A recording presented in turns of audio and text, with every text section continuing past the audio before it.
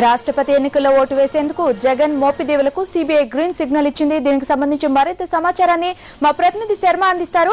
శర్మ, చెప్పండి, Jagan మోపిదేవులకు CBI green signal ఇవ్వడంపై మీ దగ్గర ఉన్న సమాచారం చెప్పండి.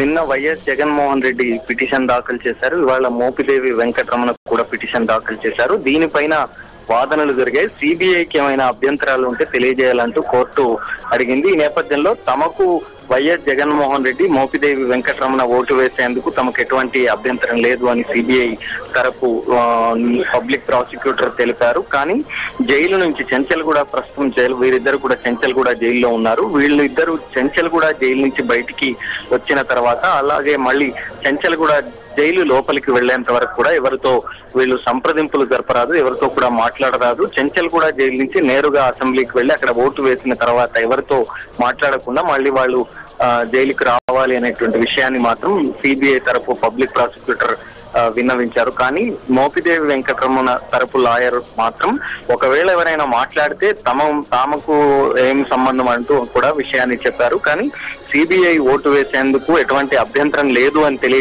చేసిన నేపథ్యంలో కోర్టు దీనికి సంబంధించిన నిర్ణయం ఇవాళ సాయంత్రంలోగా వెల్లడించేటువంటి అవకాశం ఉంది. ఎందుకంటే ఎల్లుండే దీనికి సంబంధించిన ఎలక్షన్ ప్రక్రియ ఉంటుంది కాబట్టి చెంచల్గూడ జైలు లో ప్రస్తుతం జగన్ మోపిదేవి వీళ్ళిద్దరు ఉన్నారు కాబట్టి ఒకవేళ వాళ్ళకి అనుమతిస్తే, ఓటు వేసేందుకు అనుమతిస్తే ప్రత్యేకమైనటువంటి ఎస్కార్ట్ వాహనంలో వాళ్ళిద్దరిని కూడా అసెంబ్లీకి తీసుకువెళ్లి ఓటు వేసిన తర్వాత మళ్ళీ చెంచల్గూడ జైలుకు తీసుకొచ్చేటువంటి అవకాశం ఉంటుంది. హరిత.